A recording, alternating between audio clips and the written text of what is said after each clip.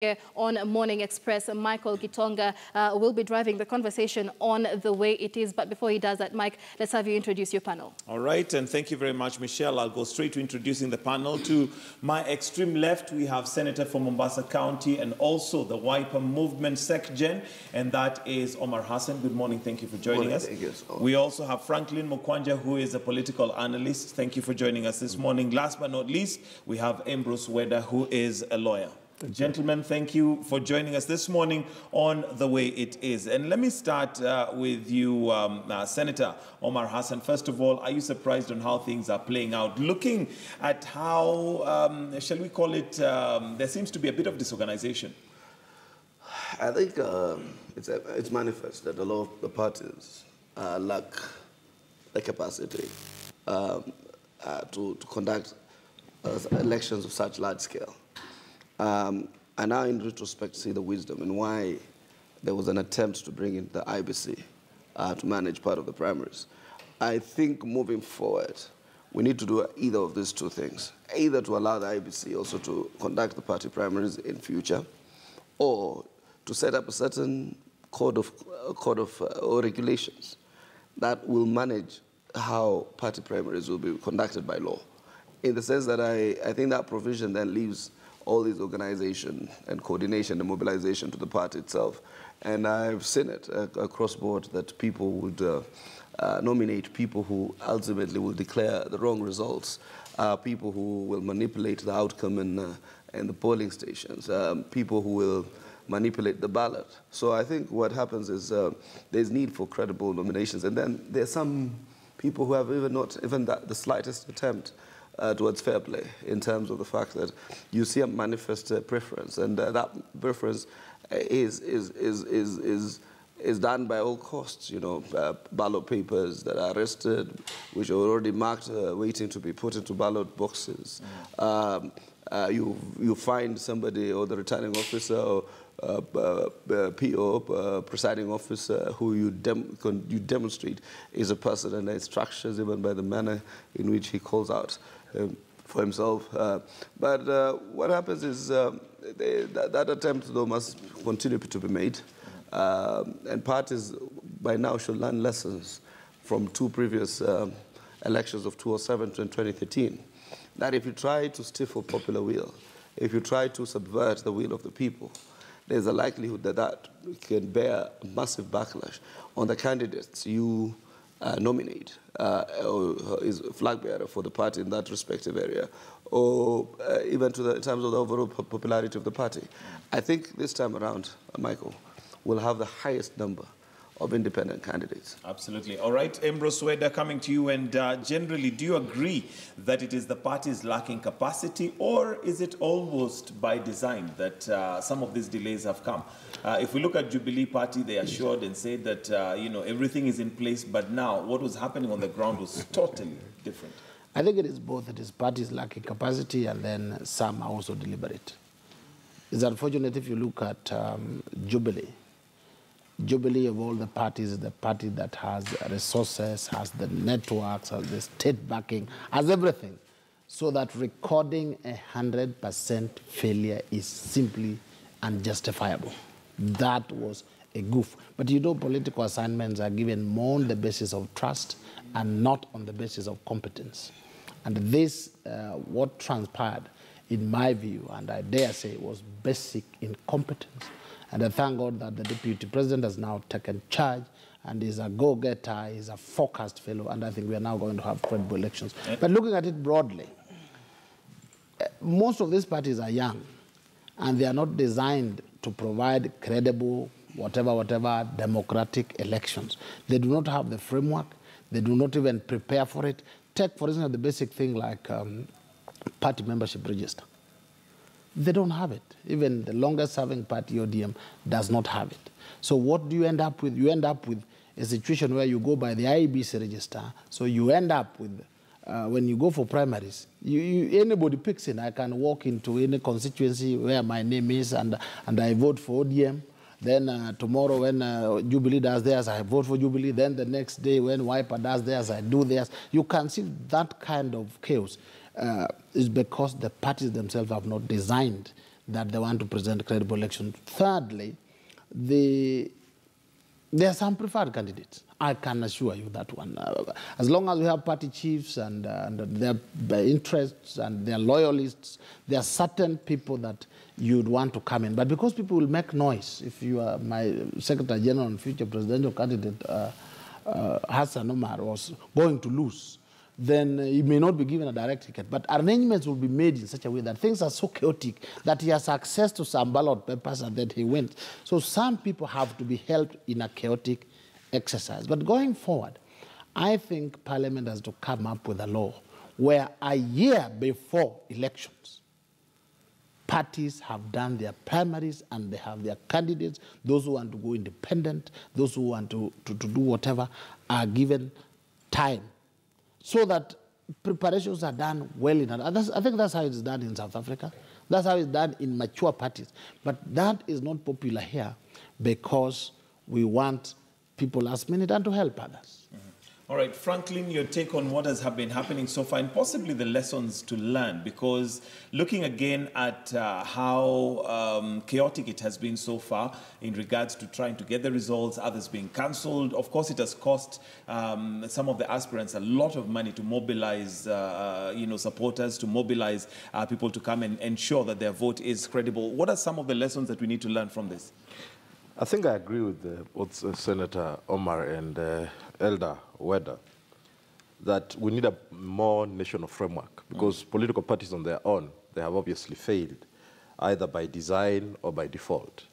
But more interesting why they're failing is because our political parties are highly ethnic, and both aspirants and voters are keenly now investing in party primaries, because if you have a Jubilee nomination in Muranga, you are as good as a governor. If you have an ODM ticket in Siaya, you are as good as a governor. So I don't think even the political party leaders themselves, as they have their preferences, they have not been working with Kenyans in terms of interest in Kenyans having a cleaner, fairer, justifiable, party primaries that give aspirants or candidates that are legitimate and that the people are willing to support. So the two issues of Kenyans developing a higher interest, a keener interest in determining which candidates they want on their ethnic parties as much as they are.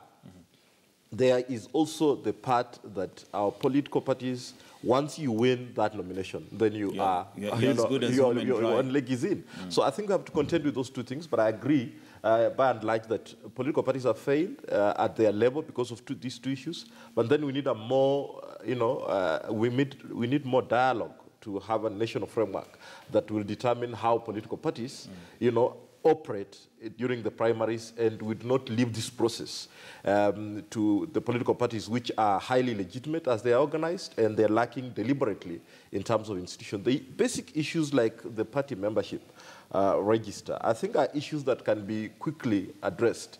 But as the party secretary general here would say, I mean, there's the Office of the Registrar of Political Parties, which has to regulate the registration, membership and such. And the only institution, as much as WIPA would be able to say, this is our membership register, it can only be authenticated by the Office of the Registrar of Political Parties. And I think this is where the two legal minds will agree that both sides of the parliamentary aisle have colluded to make sure that the Office of the Registrar of Political Parties is not fully functional. Because the office looks to be serving the interests of either WIPA, KANU, whichever political party, as long as you're not being held to account and you're being not held down to making sure that you're following the law, the letter and spirit, then it makes it easy to maneuver and have these preferred candidates breaking the law left, right, and center. All right, and the pictures that you can see live on your screen are from Siaya, and that's basically we're going to be crossing over also shortly to Migori, but I'll let where Duncan Kaemba is on standby. Secgen. I disagree with Mukwanja to that extent that we are in cahoot to ensure that the register of political parties is dysfunctional. We have tried our level best as a party and as a coalition to constantly urge the substantive appointment of the Office of the Registrar of Political Parties. And I think it is just partly the process is commenced through some executive intervention, so that they publish the advert and then the normal process then takes root. But then secondly, I want today to tell my brother Weda, for a long time, Jubilee parties and its affiliates, be they URP or TNA, whenever subject to any, primaries, they've never held party elections. These things are just usually endorsements that you find at once time and again. And I must commend the ODM party for that consistently, whether you call it sham or otherwise, having an attempt towards the nomination process. When Jubilee tried it, now they have whether it's bulleting these points, these 3-4 points, is why we can't have a fair nomination. 1, party capacity. 2, but when other parties were not able to conclude their nominations, they call them shambolic, they call them undemocratic, they call them all this type of things. But anyway, like every party, I wrote the editorial in the Star today, that almost all parties have an opportunity to redeem themselves. JP is trying to redeem itself in the next day or two. Wiper has an opportunity for redemption. Today, particularly in Kitui, where our chairman is running against Malombe. And ODM has an opportunity, particularly in Mombasa, to redeem itself. And therefore, these are some of the areas where parties also then, on the processes of the various processes, including the appeals tribunal within the respective parties, are able to set a bar in terms of intervention to be able to redeem whatever irregularity or travesty that might have been created at that local level. All right, now, okay, you wanted to I just want to say, look, even if Jubilee has its own issues, let me tell you, some of these parties are old. KANU should have led us in doing proper nominations, followed by Wiper and ODM. But they are worse. They have been there for years. But it appears they have not put anything on, any structure on the ground. They should have been the example. Jubilee is hardly a year or so mixture of parties. But ODM was there, Wiper was there. They are worse. They are more shambolic because they originally destined to ensure that nothing is stable. So that whenever they want their leaders, they put it. But where does much leaders give us the example also in this one, as the older people. Now they are worse. The adults who are worse.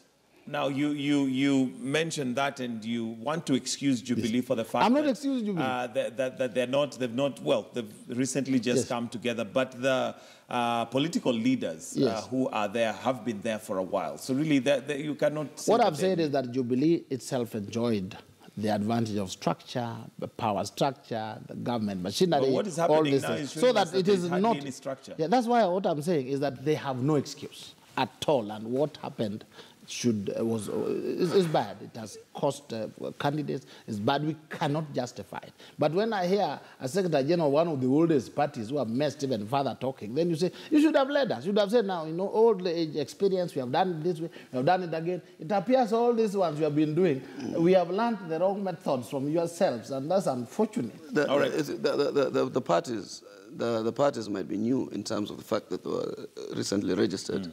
The Office of the Register of Political Parties. But the hands in it are old.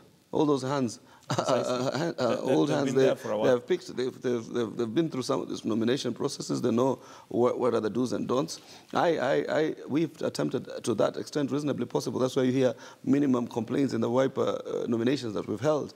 We've tried to that extent reasonably possible to mitigate and intervene in some of the arenas. You'll find, for instance, our elections board recruited a group of young people who are going to manage the elections at the respective constituencies or respective counties. Out of those counties, they trained them in Nairobi.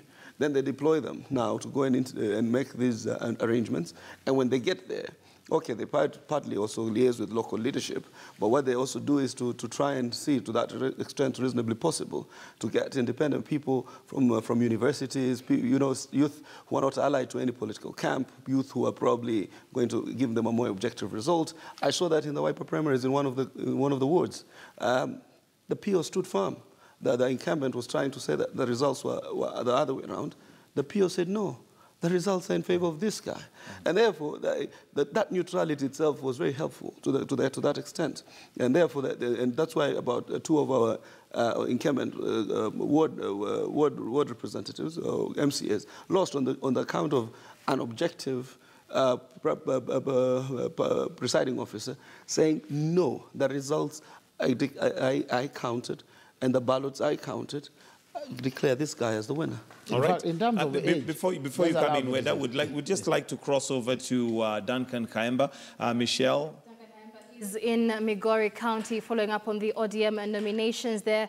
Haemba, when we spoke about 1 hour ago, voting had yet to begin. Ballot materials had not yet arrived in the scene. What is the situation right now?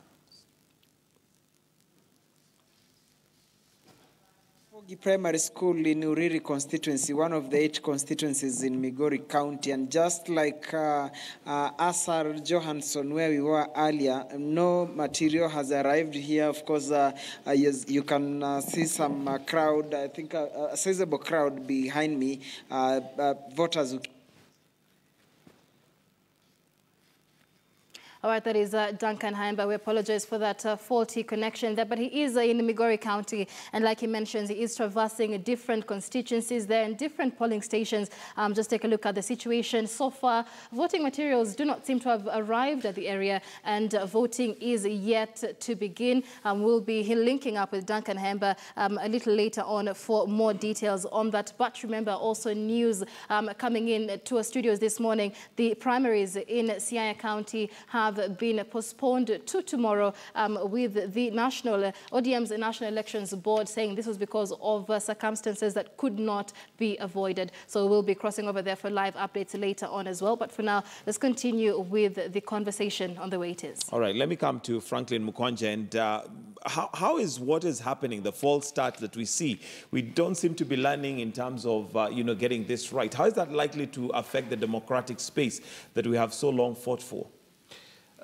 It will, of course, continue impacting on our democratic development, because for the longest period, the weakest link in Kenya's democratic growth has remained to be political parties. True. And political parties, you can only gauge their level of democraticness, when you look at how they conduct their internal party elections. And if you look at it, Ambrose Weda's Jubilee has not conducted any internal party elections. If you look at Wiper again, how, Hassan Omar became Secretary General is another matter of contestation. If you look at ODM again, I will reply to that. He will have time. It was again, if you look at ODM, it was a matter of people going to Naivasha and determining this will be chairman, this will be SG. So there has not been the very first attempt to make the political parties themselves democratic internally. So the name Wiper Democratic Movement, Orange Democratic Movement, and other democratic only mean to the extent of that, because that very first attempt is not there.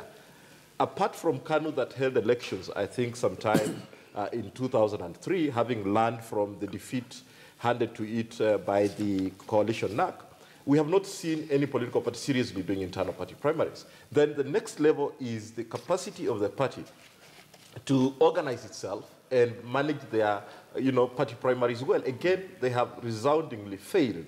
And I think the major undoing, as much as Elder Weda here would want to defend Jubilee a little bit, I think Jubilee's failure, total failure, is down to incapacity in terms of party organization and management. And if you look at it in terms of experience, as much as he would want to take on Senator Omar, if you look at the combination of the 10 political parties that were folded and look at Honorable William Ruto and His Excellency, the President, I think 90% of the KANU experience is with Jubilee, because basically Uhuru Kenyatta moved entirely with all the nutrients in KANU to Jubilee. Including the William Ruto added some remnants in there, and others, offshoots of KANU have gone in, and they've become, I think, they have more experience because they're also digital. All right. Let me hear from Senator Omar Hassan. Uhuru Kenyatta, when he moved to TNA from KANU, he even took the bird, he took the color, so anyway. But the truth, I have to respond to Mukwanja saying that it's in contrast. You see, even Michelle laughed because she knows that I'm legitimately elected we're not as the Secretary General of the party. So what happens? Listen, what happened? Let me tell you, Mukwanja, maybe you did follow the Wiper process at that time. Our party Secretary General, the late Mutula Kilonzo Senior, passed on. And when he passed on, there was a vacuum for some period of time that we did not have a Secretary General, and the deputy was in an acting capacity. Then at some point, we published a notice of election. You know that all political parties are required by law to publish a notice of elections so that people can express interest. As required by our constitution, it's a 21-day notice, and that notice was duly published, inviting any person interested in the position of Wiper or in the positions in the Wiper neck to do so. On account of that, that's why the registrar accepts your returns. She wants to see, then you publish a notice, a one-week notice of an NDC, Special National Delegates Conference, to elect the Secretary General. All these notices were attached, and these notices were in public. They were not in any. They were in the. I hate to interrupt you. We'd like to release those watching us on KTN Home now. Many thanks for staying with us here on Morning Express. Remember, it is bigger, it is better, and from now on, we'll be beginning at 5 a.m. every weekday. All right, and here in KTN News, of course, we're keeping up on the nomination exercise in the traditional stronghold of Nyanza. And let's speak to Duncan Haimba now, who is in Migori. Duncan, you were telling us, you were in another polling station, voting materials also yet to arrive. What more can you tell us? Michelle, as you can see behind me, a queue is now forming. 5 minutes ago, immediately before we had that technical hitch, a Probox drove in and actually dropped the ballot material, and immediately it reached because the crowd was getting impatient. Immediately the material arrived. Without further ado, they took the ballot material in, and they've just formed one straight line. I think that's how they want the exercise to begin, and you can hear the noises have begun now, some sort of shouting. We don't know what exactly is, but this is Rapogi Primary School, where Governor Kotho Bado is expected to be arriving here anytime from now. They initially said that he'll be voting at 7, but because of the delay in the arrival of ballot material, that didn't happen. Then his opponent, Ochilo Ayako, will be voting a few kilometers from here in Awendo. That is where, in Awendo constituency, that's where Ochilo Ayako is expected to be voting. And then, of course, Anna Anyanga will be voting in Nyatike constituency. We're yet to know where the fourth aspirant seeking the ODM ticket for the governor's position, Apollo Odhiambo, will be voting, but we'll be getting in touch. Our colleagues from the Standard on that trying to establish where exactly the fourth one will be. Of course, other slots that are of interest is to know who will replace the current 8 members of parliament, or who will be able to defend their ticket on ODM of the 8. Remember that this county has actually 8 constituencies. Michelle. All right, and Haimba, still a lot of delays being witnessed despite the ballot boxes having been delivered. What is the feeling on the ground among the party members there, especially now with word that the nominations in Siaya have been cancelled? Could there be fears that the same could happen in Migori County as well? The delay is actually causing suspicion. Earlier on, we were having a chit-chat with some supporters immediately we arrived, and they sought from us to know where we've come from, whether the exercise had begun, and when we said not yet, they said that to some believe that this could be just a smoke screen. They believe that perhaps they are of the idea that the fact that this particular exercise, which was initially scheduled for Friday last week, was moved to Monday. Some believe that perhaps there's it could be just a mere PR exercise, and given that the same has been pushed from today to tomorrow, that is in Kisumu and Siaya counties, many of the opinion that perhaps the same could befall this county, given the events that we witnessed a few days ago, now that it's a really high-stake election, particularly in this county, Michelle. Now, word coming in from Nyanza is that aspirants, they are going all out to ensure that their votes are secure, many paying even up to 5 million shillings and having agents at the several polling stations to guard their votes. Is it something that you've witnessed in Migori County? Yes, I can confirm that, given that as early as 5, we had actually a good number where we were at Asar Johansson. That was even an hour before the expected time that the nomination will begin. And the fact that this is a high-stake process, nobody wants to take chances. Remember that this being the bedrock of ODM particularly, it is in an area that perhaps, unless a political miracle happens, if you clinch an ODM ticket, you are as good as elected. Save for rare occurrences like the case of Okoth Obado in 2013, where after losing on ODM nominations, he switched to PDP and eventually won the gubernatorial race. So that is one, I think, and save for a place like Lego Usonga, where after losing on ODM primaries, they switched to Wiper as a winner. Of course, the case of Alago Road, which are just few rare instances that are actually. All right, and seem to be having another problem with the connection there, but Duncan Haimba confirming a few things there. Ballot materials have just arrived at Rapogi Primary School, where Governor Okoth Obado is set to cast his vote, and a lot of suspicion on the ground as well with regard to the delays in beginning the voting process, as well as the cancellation of the nominations in neighboring Siaya County as well as Kisumu County yesterday. We'll also be getting more live feed and live pictures from those areas. But for now, let's continue with our conversation here in studio. All right, and Senator, you are. Oh, some of these things, I'm not a journalist, but how did Kayemba measure the suspicion? You know, so I see these things sometimes. Maybe he has talked to a few people. Maybe he has talked to a few people. You say there's widespread fears. Because you talk to one guy, there are numerous allegations because one guy is aggrieved. It's okay, but so I think it's the excitement in the media, so that now people will start following the Migori one, knowing what are these suspicions. I will only be very anxious about Migori because of the two giants that are fighting. You know, Achille Ako and the incumbent Obado. In Mombasa, Obado is called the Sultan of Migori because he did not allow any other sultan to interfere with his sultanate. That said and done, I was finishing. You're talking about democracy. Yeah, so I said finally we convened the National Delegates Conference, which was given a 1-week notice as required by our constitution. And by the time we were going to the NDC, I was the only candidate who had expressed interest in being the Secretary General of Wiper. And therefore, the NDC was just to ratify or otherwise. Okay. And you know, when you are ratified, just because you're unopposed does not mean that the NDC can not shoot you down.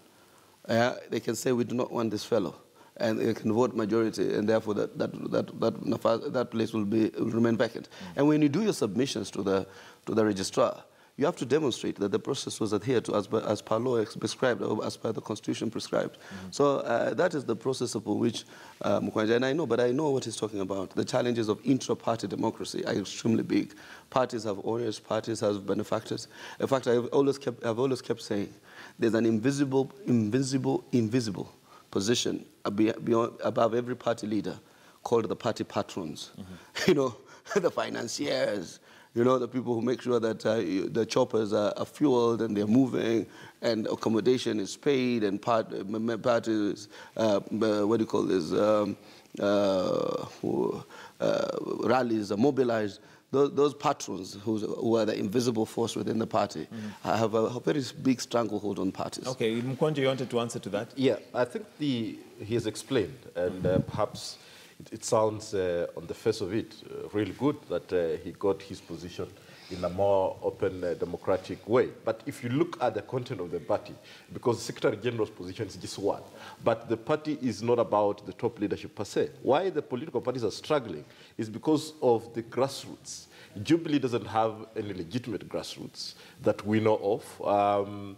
We have not seen Wiper do grassroots party elections, and this is why they are really struggling, because there are no people that have the legitimacy to speak for and act on behalf of the party and represent the party ideals and values in terms of even delivering a free and fair, party primaries. That's why they have to go back to find some neutral, individuals to be able to preside over the nomination. I thought, a mature political party, as Elder Weda would put it, would, you know, have some real experience to be able to carry out their core functions like party primaries, and like relying on perceived, and I don't think it's as much as was guiding my good colleague Duncan Hemba in terms of how do you, express what is happening, and I think how do you also measure the neutrality of a particular individual to say this one will be able to preside over it. All right, Ambrose Weda, and the question that we are asking today is whether we feel or people think that Jubilee will get it right this time. Do you think they'll get it right? I mean, I think this time we are going to get it right. What is it that's going to be different? We are going, you know, originally we failed because we didn't even have enough ballot papers. We didn't even distribute them. Is that really the reason part of, I'm telling you, part of the problem. And then there were tough wars and the boss and this and that. Now that order has been put by the coming in of the deputy president and then putting the structures, because we have the resources. It was only that the resources were not being used. The people who are there did not know how to use the resources. So the very contentious areas have been taken deeply into account. If you take, for instance, Kiambu is very hot, Nairobi is very hot, Murang'a is very hot, Washington is very hot, and these ones require extra eyes. And I know that people have been mobilized to make it appear good. The only other thing we had not contemplated, the love that people have for Jubilee also, it is overwhelming. They thought it was just basic new party, whatever, but the outcome showed that we needed to do extra. But one thing we must be all clear as Kenyans, the truth is this. Why these party primaries are a problem is that every candidate wants to steal. Every candidate. That's why it's a nightmare. If you send this one, he will steal extra votes. If you send this one... But isn't that rather a blanket kind of accusation you're making? Because there are those who definitely are popular with the people on the ground and they may not need to steal. Now, let's be factual in this one. Whether or not you are popular, it is just something you hear and you are told. At the pith of it, you do not know whether you are going to click the ticket or not. And that is why every candidate is trying to spin every rumor, prepare the ground if it is necessary to steal. And this contributes more to the nightmare. If people are just fair, say, I'll get my fair share of the votes, let them organize and bring it. You have seen people trying to burn ballot papers, break things. Why are they breaking them? When, for instance, voting starts and you realize yours are less, you break them. When you hear that you are not doing well, you spin a rumor, like the one your man was saying, oh, there's a rumor, people will be stealing, and we are doing... So the candidates themselves are part of the problem. We have to change our heart, have trust also in our parties, help our parties to organize credible elections, and be ready. If you win, you take it. If you lose, you leave. But nobody goes there prepared to lose. Everybody goes there to win, and they want to win through crook and cranny. And that is why you have to hide the ballot papers. You can't distribute them early enough, because if you distribute them, the officers, you see the election officers, they will all be bought. And you have seen some being sacked even before the voting day. Why are they being sacked? Because they went there to help the party, but they turned hyenas against the party. This presents a logistical... If we had 1,000 Omars doing wiper nomination, it would be very good. But majority of them would want to be... I wanted to agree with Weda on one point. This issue of popular is a fiction of imagination. Popularity is ultimately decided by the outcome. Every poll does not matter. You can win 20 opinion polls, but if you don't win on the polling day, it is not a win. No matter what pundit said, no matter what exit opinion talks about. I'll tell you one particular area. I will not mention it in name, but people will understand in the context. There were two candidates. One was said to be very popular. In fact, by submissions of some of our own members, they said they gave her in excess of 3,000 cards. We were giving every aspirant 500 cards. She got 3,000 cards in excess of the 500 she got. This other one got his 500, and after realizing that the competitor had enormously more cards than himself, what he requested is to get me to give him an extra number of cards, and I gave him an extra 300 cards. So all in all, he had 800 cards against 3,500. So he started doing massive road shows and campaigns, you get the point. you know, going into ballot stations, I mean, into neighborhoods, doing meet the people tours, so that because he knows that there's about 3,500 registered members out there, so he can win some of them through probably by campaign. During polling day, he told me that every member he registered, he had them on record.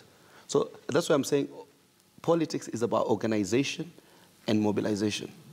So he was so organized, he had registered his members because he had submitted some of his returns to Wiper and had everybody, all of them, with their contacts. On the polling day, he made sure at least 500 or so of those he had registered came to the voting. He literally tells me, I can tell you who voted for me because every time any of the members I registered came, I ticked. Okay, so in short, so what I'm saying, and this other one who had 3,500 cards and was said to be popular, hardly 200 votes voted for him, for her. All right. So it's about organization and mobilization. Okay, we'll come back to you, but Michelle, I understand we have somebody on standby on live. Yes, Michael, it is now 10 minutes past 8 a.m. and you are watching Morning Express on KTN News. We have been covering the party primaries live since 5 a.m. today in Bomet, Migori, Nandi, Homa Bay, Kirinyaga, Kitui and Elgeyo Marakwet counties. In Kisumu, ODM nominations were called off last night, and early today the ODM nominations board postponed the party primaries in Siaya County. The two counties will now hold the nominations tomorrow. In Nandi County, voting has started, and our reporter Patrick Amimo is on the ground and now joins us live. Patrick. Thank you so much. I'm at Nandi Primary School in Nandi County, and just to look at the Jubilee Party primary nominations which are supposed to start today. And as at now, the voting is here to start. And just joining me is one of the voters just to tell us these exercises were supposed to start at 6 in the morning, and up to this time we see it's here to start. What's your take on this? We don't have any news as to why the delays are there, but some of us arrived here at around 4:30. And by the time I arrived, there are some people who had already arrived. As per now, we don't have any information as to why the materials have not arrived, but we are hoping for the best. Meanwhile, I think we will just try and maintain peace and vote the new leaders when the materials come on time. Yes. Thank you so much. In fact, just again joining me is another voter also. Labda tueleze leo shughuli leo ni mtapiga kura tena baada ya zoezi hili kusimamishwa siku ya Ijumaa wiki iliyopita. Sijui wewe ulijiandaa vipi kwa zoezi la leo? Leo nimeamua kupiga kura kabisa hapa Nandi Primary na nilishafika. Nilikuja saa 12 na saa 12 na saa hizi mimi nasikia tu bado vitu zijaingia na bado tunaona tu njia ijafika. Sasa ndio bado tunangoja, na mimi naamini leo kabisa, hata Mungu nilisikia roho ikiniambia leo tuko sawa. Thank you. So what is happening is that the ballot boxes arrived at Kapsabet High School at around 4 this morning, and the security officers, it came under tight security. They were transported by Wells Fargo Company, and they were the ballot papers were sealed. And what was happening was that police officers and the various agents, poll agents, were taking the ballot papers, ensuring that they are at clear place in order to ready them for distribution to various polling stations across the county. And we expect maybe in Nandi County, maybe the first polling station, it will delay by about an hour or an hour and a half before voters start the exercise. But the ballot papers are in Nandi County, and the operations appear to be smooth as soon as the ballot papers will be distributed to various polling stations. From Nandi Primary, I'm Patrick Amimo, KTN News, back to the studio. All right, that is the latest at this hour. Patrick Amimo, early on from Nandi County. Nominations yet to begin there, and ballot papers arriving rather late. We'll still be keeping an eye on the situation there and update you as and when we are updated. But for now, we continue the conversation in studio. Right, Bruce Weda, maybe coming to you, and your thoughts on how this is likely to affect August the 8th elections, given that the reason why some of these hotspots are so, it's so hotly contested is the fact that once you clinch the party ticket in some areas, it's as good as a mini general election.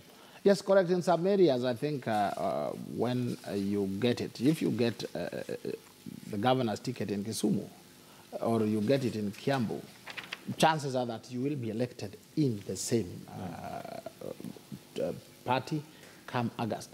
The only slight problem that maybe is that those who lose and lose unfairly, some of their core key supporters may feel they don't want to go and vote, there is nothing much.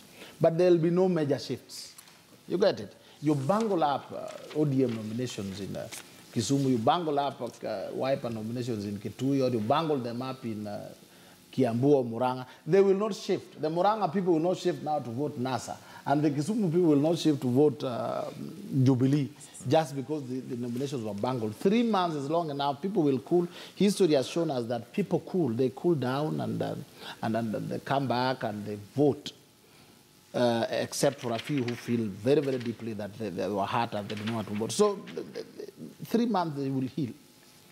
I know as we conclude the nomination, some places will still remain unfair because of the disorganization, because of the interests, because the 3 days remaining, if by Wednesday the parties are not ready and IEBC insists, they will do a dabra-kadabra, and somehow they'll have candidates fairly or unfairly. So either way, the candidates should also be prepared for both fairness and unfairness for the sake of the party. Hold that thought. Let's hold that thought and head live now to Kitui County. Political affairs editor and senior anchor Ben Kitili is holding fort there. And I understand you're at a polling station where Kitui Governor Julius Malombe is set to cast his ballot. But what can you tell us from the ground with regard to the nominations? Yes, indeed, Michelle. I am at Idhiani Primary School polling station here in Kitui Central sub-county in the county of Kitui. Not much happening here. When I talk to voters here who are here to cast their ballots, they tell me they were expecting, or the Wiper election official had told them that voting would start at exactly 7 in the morning.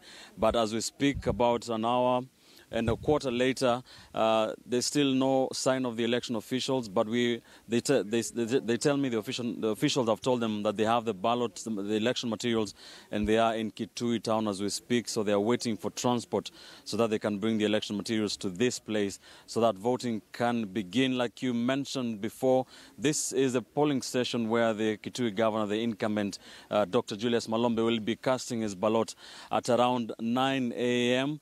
Of course, this is a big one that we are keeping an eye on, the gubernatorial race of the county of Kitui, as the incumbent Dr. Julius Malombe goes head-to-head with the senator of this county, the experienced chairman of the Wiper Party, national chairman, and that is David Musila.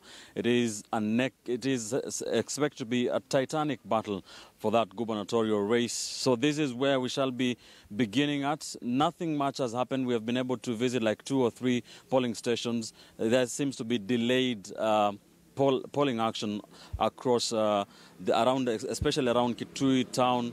But we are expecting to see the election officials. They say in the next 20 minutes or so we shall be seeing some voting beginning. But we shall be able to speak to some of these potential voters here to find out just what they feel about this election process, the nomination by the Wiper. Kakabari. Mzuri. Mlikuwa mnataka kuanza kupiga kura saa ngapi na unasikiaje kuhusu hii uchaguzi ya Wiper? Mimi nilikuwa nafikiria tutaanza kupiga kama saa 12 kulingana na masaa yale. Niliamka kufika kwenye kituo cha kupiga kura, nikakuta vifaa za kupiga kura hazijafika.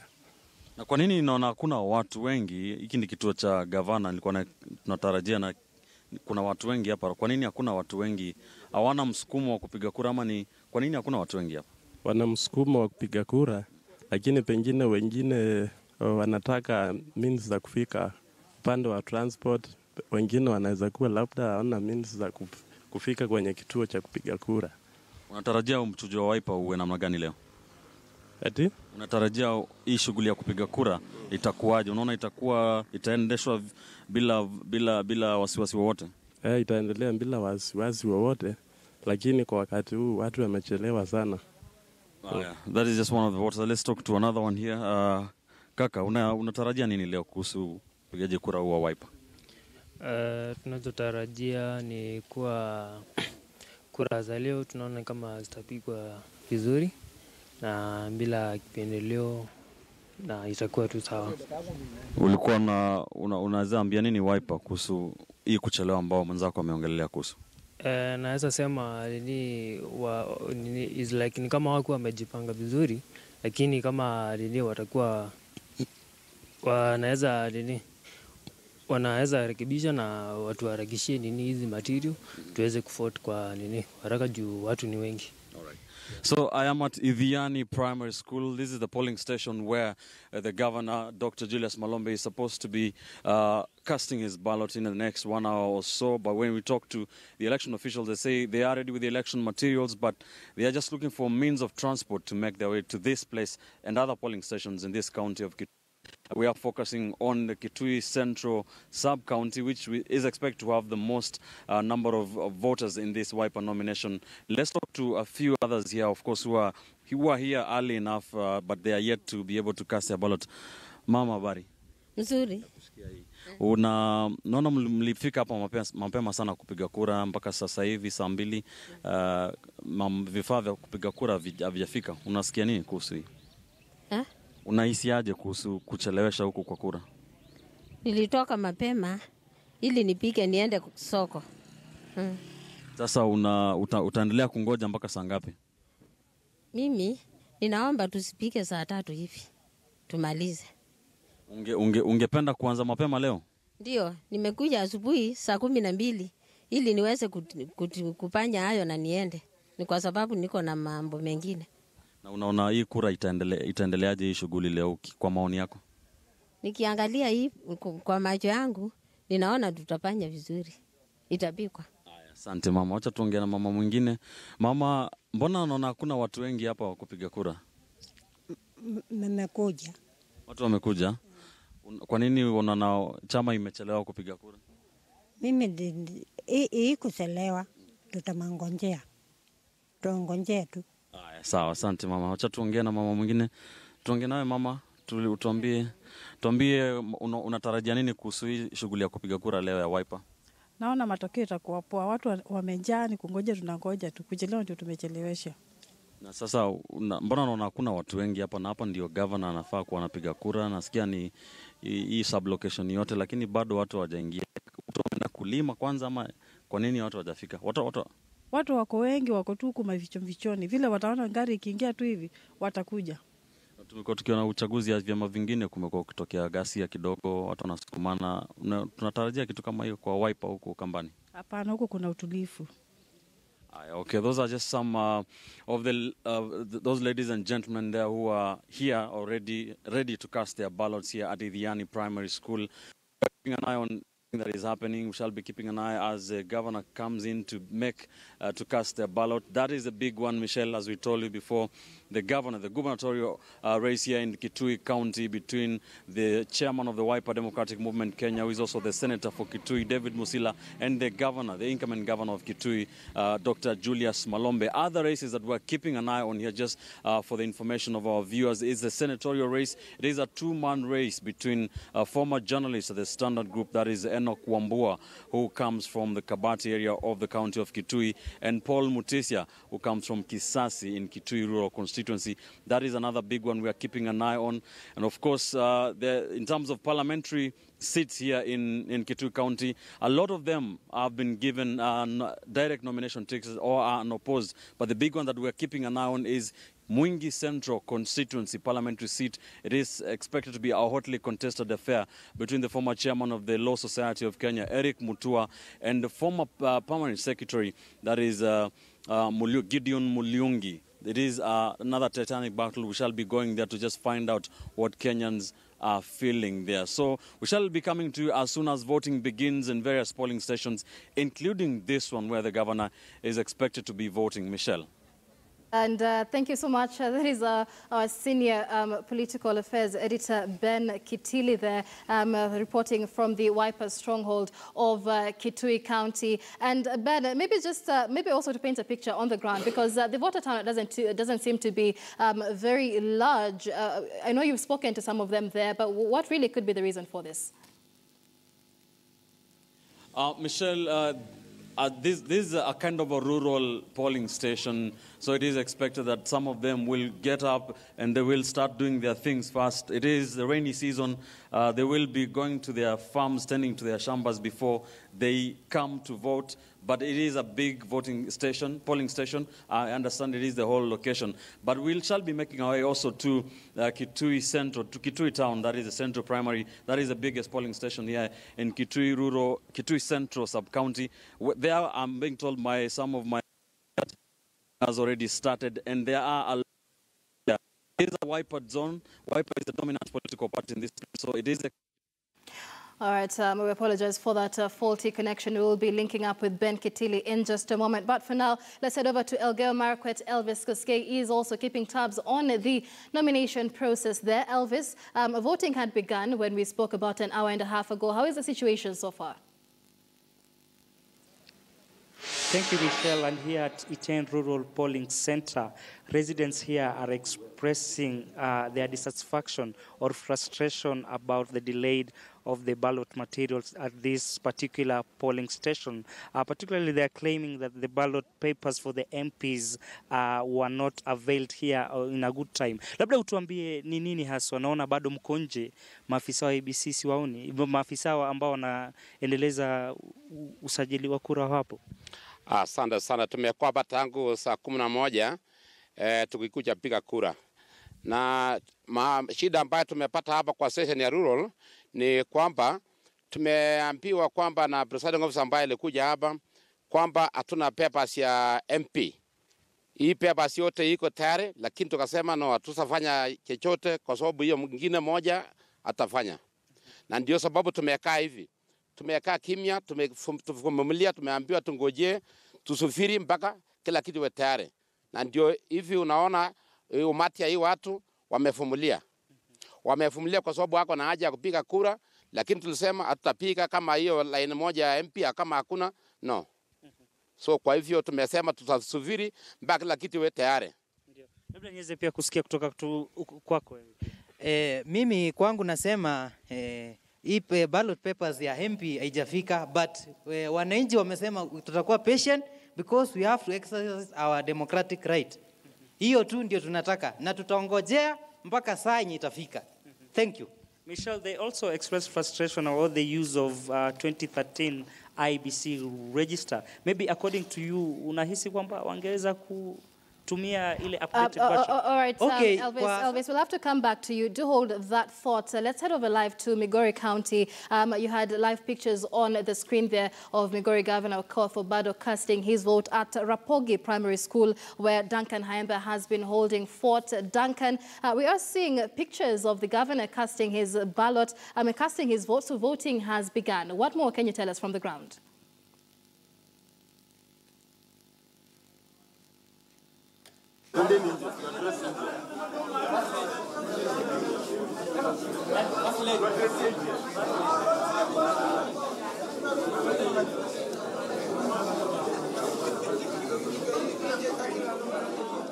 There from Rapogi Primary School in Migori County, the polling station there where Migori Governor Okoth Obado is currently casting his ballot. And of course, live pictures of voting began just a few minutes ago in Migori County, and it had, of course, a lot of delays earlier. Voting was meant to begin at 6 a.m., but began about 15 minutes ago. Duncan Haemba will be bringing us more details there, but of course, good news there, seeing the governor already casting his ballot. Those there are live pictures of Governor Okoth Obado walking out of the polling station. Let's now bring in Duncan Haemba. Haemba, what more can you tell us from Rapogi polling station?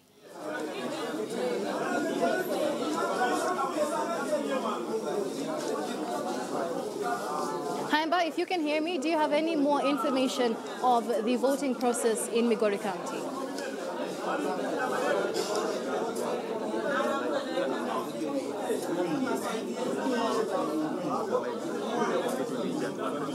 All right, we seem to have a communication problem there with Duncan Hine, but we'll be coming back to him. But let's head over back to Elgeyo Marakwet, Elvis Kosgei, keeping tabs on the views of residents of Elgeyo Marakwet. An issue there at Iten, the polling station, the Member of Parliament position does not seem to have a ballot prepared for him. So let's head over back to Elvis Kosgei. Elvis, what more can you report? Thank you, Michelle. Like I told you, residents are also expressing concern over the use of 2013 IBC register, and they want the use of updated version, at least so some of them be included in the list. Maybe I'll also talk to one lady here. Labda uniambie, naona mko hapa nje, naambiwa nini ya MP hakuna na wanatumia register ya 2013. Ya, mi kenye naweza sema ni kwamba wananchi tumeamka hapa hivi kama watu wa rural. Tumekuja mapema tukiwa na hope ya kupiga kura, lakini tumefika tukakuwa disappointed kidogo kwamba papers ya MP haipatikani na ni polling station yetu peke yake. So we are still wondering ni kwa nini imekuwa ni rural peke yake, but hatuta lose hope. Tumeambiwa tusubiri, na hiyo ndio patience tunataka kukua nayo, kwa sababu bado tunahitaji kupiga kura kama wananchi wale wengine. Yeah. Labda pia niweze kusikia kutoka kwako wewe.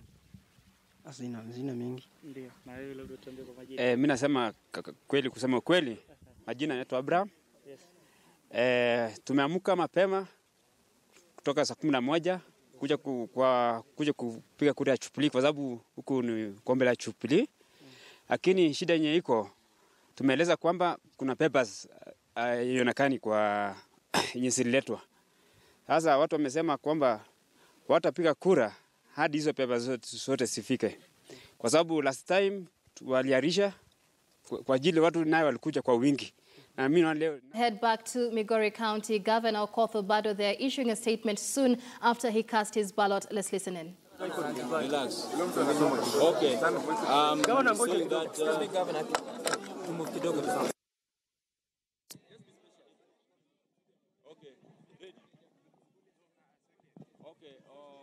this is my polling center. It's called Rapogi Mixed or Primary School. Apparently, this is also the same primary school I went to, and my secondary school I did at Rapogi Boys High School. It is called St. Joseph's Rapogi Boys, which is just adjacent. So as far as today is concerned, wananchi came here early enough, or they thought that the exercise would start as from 6:30. Unfortunately, there were delays, but as you can see, people are very happy. I'm equally very happy for this particular center, even though reports I'm getting from other centers indicate that voting has not started in most of the polling centers, which I believe are my strongholds. So what I expect by the end of the day is that we shall be victorious here. I hope to get the majority of the votes won't be a problem, because I did a lot of campaigns, and that is what I expect. Your message to the supporters? My message to my supporters, it has been a very, very consistent message that I want them to keep the peace. I want the whole exercise not to be interrupted in any way. So if it goes on like this, I don't foresee any trouble.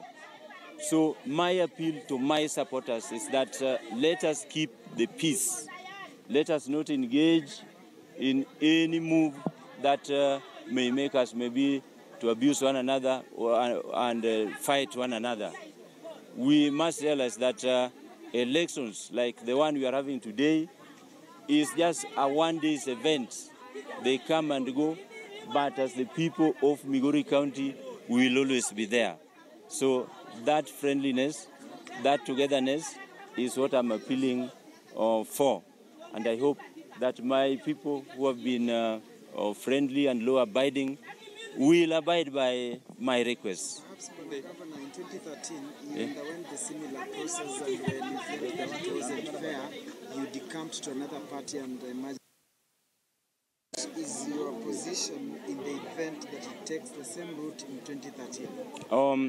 In 2013, it was different.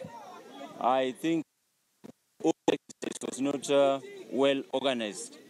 There were chaos maybe here and there, and it was unfortunate that I had to move from my original party to another one.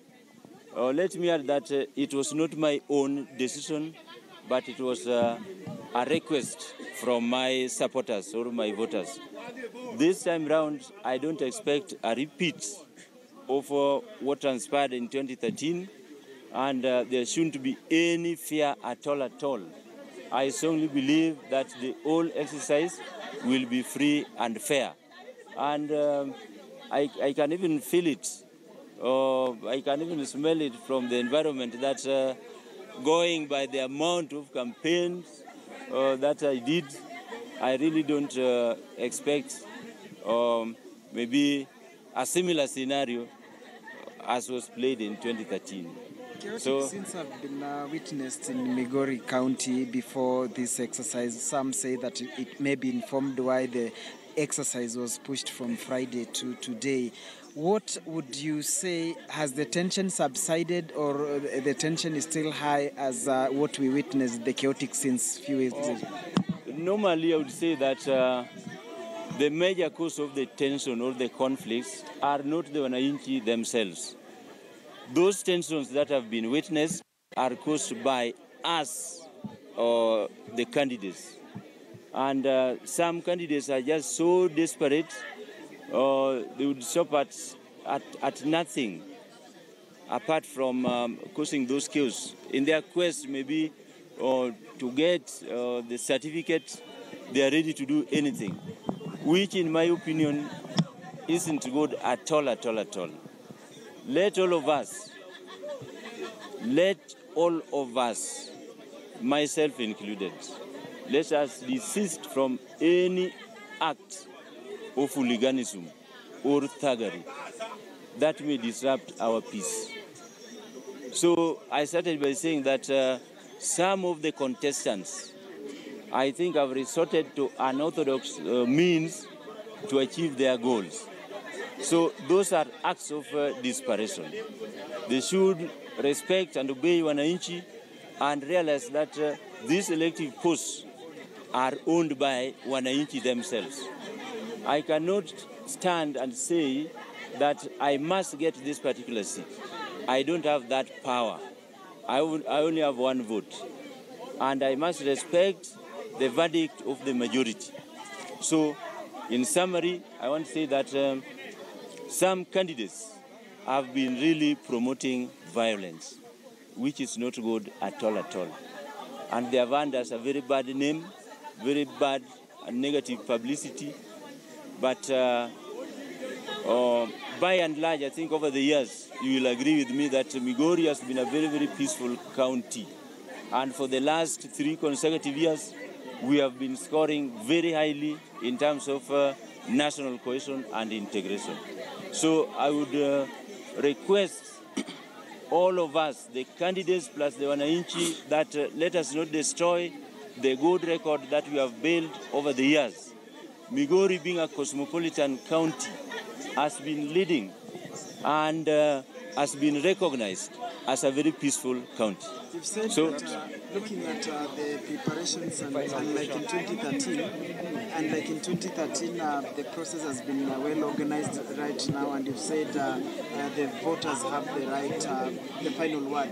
Does that mean that you will accept the verdict whichever way it goes in the event that the process is fair? Definitely.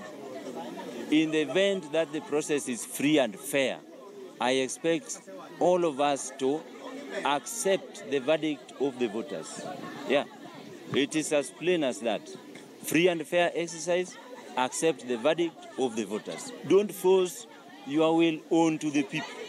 Yeah, let the people decide. Yeah, I think there used to be something like that, that let the people decide. So I'm happy that today the people of Migori are going to decide And over the period, I've been persuading them to decide favorably in my favor. And I hope they will do it like that. Those are the sentiments from Governor Zachary Okoth Obado, of course, accepting that whichever way it goes, he will accept the verdict if it is done in a transparent and fair manner. Of course, you will remember that in 2013, when he underwent a similar process and lost, he felt that it wasn't fair. He switched to PDP, a little-known party, and at the end of the day, he emerged victorious. But he says right now, all the necessary requirements were put in place, good preparations were made, and he believes the process is going to be free and fair. We will now be switching over to Awendo constituency, where one of his three opponents, former Minister Ochilo Ayako, will be casting his vote shortly after 9:30. So we'll be giving you exactly his words as well, just to tell you what exactly he has to say as the process finally gets underway here in Migori County. From Rapogi Primary School, this is Duncan Haimba. Over to you in studio. Thank you, Haimba. A great report there. Governor Okoth Obado, of course, expressing optimism that this will be a free and fair process. But just to throw it to Mike and his panel here in studio, he gives an ultimatum there. If it is free and fair, they will accept the results. I mean, what repercussions are we looking at if they are not free and fair? He will not accept. Frankly, I think Migori is one of those battlegrounds that ODM has to contend with. And having a very forceful incumbent like Okoth Obado, who's won the ticket before, defying the ODM wave in 2013, and against a very strong candidate of ODM to emerge victorious. I think ODM must contend with the condition that the process has to be only not fair, credible, and transparent, but the stakeholders, mainly the voters, must feel in it and must perceive it as it was. And people know always when they have been shortchanged, because deep down they know how they voted, and they talk amongst themselves that at the end of the day, when they have that conversation, they will be able to deduce from the thinking whether the results that have been announced reflects the real, expression of the voters or not. But more importantly, for ODM to have to focus on this and pull off a very transparent, credible process that is well, that goes with the opinions of the voters, is one of the reasons. If you deduce from the lenses of, or if you deduce, voter apathy from the lenses of party primaries, it's one of those contributors of low voter turnout.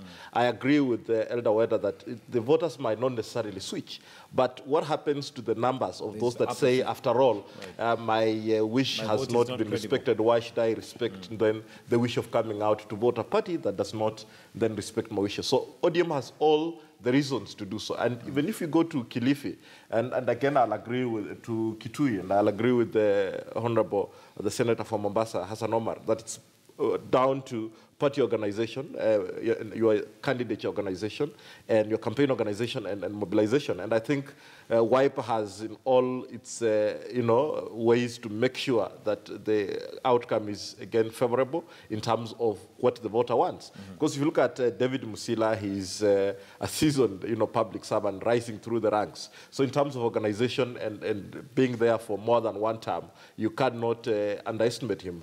Being a senator, he knows how he worked with Malombe. Now again, Malombe has the advantage of the organization because governors have proper infrastructure in terms of having the ward admins, the sub-county admins, and going up, and they have the resources. They have the the MCS perhaps also playing the politics. But I think the likes of Obado and Malombe to succeed, it will entirely again depend on what kind of relationship do they have with the members of parliament. Because if you look at counties again like Trans Nzoia, which is doing their nominations today, they handed over their direct nomination to the incumbent, Patrick Khaemba, besides having more than 3 candidates expressing interest.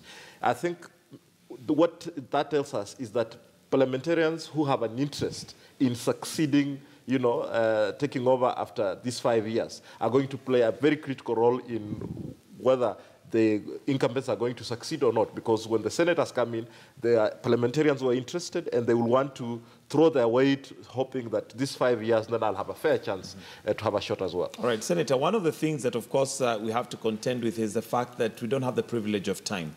We have the IEBC deadline coming up, but looking at how things are going, delays are still there. They still, those who, even an incumbent like we've just had, having suspicions. How is this going to be redressed? Because there's really no time. You have to realize that the incumbent has been, particularly Kothobado, has been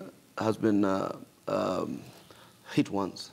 So he's doubly careful this time. You know that common saying, I like it a lot, fool me once, shame on you. Fool me twice, shame on me. So I think when you see this way, people say, when you're in the business of losing an election, things of that nature, so you need to then put your remedy or up your guard. And I mean, I'll be honest, of course, Obado is one of the governors who's extremely likable, by the way. I know him as a very astute gentleman, but that then is still a choice for the Migori people to make. But everybody here in the panel agreed that he's a very, when we went for a break, or when we were transmitting live, that he's a very good gentleman. But I hope the people of Migori will decide. And one of the things is, let me be honest, I've even told Wiper Party and all that. Parties, primaries, are largely expected to be unfair and unfree. You get the point? So you put that out there, and you've created a reputation. For instance, if you've created a reputation of a fellow who beats up people all the time, so even if somebody else beat up somebody, you just say, Michael, why don't you, Michael, and So what happens? So then everybody will believe. So you create a reputation even within your neighborhood. All you need to do is to say who lifted that kanga from the line. And there's a certain boy, when you mention his name, everybody will believe you. But if you said it to a boy, why? This is a decent guy, he's never stolen in his life. But it could be that he's just starting. So I think what has happened is, of course, and many others, in the party primaries, ODM, Jubilee, and the rest of Wiper, probably expect that the allegation of unfairness will easily bear currency. So what you're doing is to create yourself a momentum, to zoom out into being an independent candidate. So the minute one of the candidates is declared a winner, the other one will say, I told you, this process was not fair. So what is the channel available lately? It's just being an independent. That's why I'm saying that we have an avalanche of independent candidates this time around. So I think what parties need to do is to reclaim that lost trust. It's very easy. Okay, this is fairly subjective. Definitely, I have a keen interest in whatever nominations are happening in Mombasa. There are those which were a glaring travesty. My brother Omar Mwinyi won the nomination. You need to give him his certificate. Despite the odds, despite the attempts against him. Ahmed Ali was fighting against a rigged system. It was obvious. You see the ballot papers that were arrested here, the ballot papers, the perceptions are already there. Because I have an interest in what happens in NASA, I have an interest in what happens in Mombasa. So where there are glaring travesties, that one you can tell. It doesn't need a rocket scientist to tell you there was a travesty here. Okay. But where in other areas, I think it went fairly okay also. All right. And as we get closer to 9 o'clock, because we'll have to conclude, maybe just to change wind a little bit and to hear from you, whether in regards to NASA, they had their meeting on Friday, I believe it was, and promised to make a big announcement, yet a big announcement on Thursday. And basically, maybe your thoughts on what Governor Isaac Ruto brings on board. I think as a member of Jubilee, I feel very sad that Isaac Ruto left. Although he's not left with votes, he's left with a few. But in NASA, he brings in a face which when you sell there, you say, this is the face of Kenya. In Jubilee, Kalenjin, and Kikuyu, here we are Kamba, Luo, Baloya, all this. So he brings in a face. That is one. Two, he is a parrot. And time comes when if you combine Omar and Isaac Ruto, then there's trouble when you give them the crowd. Now that Otieno Kajwang is all rest in peace, died. Now those two add to their propaganda. sense trouble. So he is an asset the other side, and we will try actually Michael to bring him back. and Michelle, you are the anchors here. I'm being attacked. No, I'll give you a right of reply. I'll give you a right of reply. So it's a loss. I think he brings in the face. He can talk. And he joins the 4 dancers. So the dancing will be more intense. And I tell you, the dancing so attracts you don't think big that rallies. Isaac Ruto brings anything on board? No, in terms of votes, very little. And he better work very hard because we are going to pound Bomet to ensure he does not even become governor. All right. Let me hear from Senator. Apparently, you and Isaac Ruto are the noisemakers. And he started by the calling Isaac a parrot, so then he extended it to me. But that was, I think, in a light touch. But what Weda is telling us is that he appreciates that we are good with the masses, we are good on the platforms, we are able to sell an agenda, and he sees trouble because Jubilee on the other side has very poor speakers. They're not credible. The agenda is very difficult to sell them. All they're selling is a tribe. And that largesse of this SGR, which they have stolen in excess of what is required. So what an acknowledgement is that we will attack the very Jubilee propaganda by being able to now sift the facts from the falsities, so that then we can create a very robust campaign. So I regard Ruto as an extremely worthwhile addition to the NASA coalition. Mm-hmm. He actually adds not only the optics and the, he's saying it's just about the optics and the antics of politics, but I think Ruto substantially has decided to demonstrate that not the entire tribe must go through a certain grain of opinion. And we do see these rebellions also in other ethnic strongholds, and I don't find it negative. I see it in Luo Nyanza. I don't find that negative at all. It's part of a healthy democracy. I see it in Ukambani. I see it in Luhyaland, and I see it even in central Kenya, but not everybody in central lately has complied. So you see it, and this emergence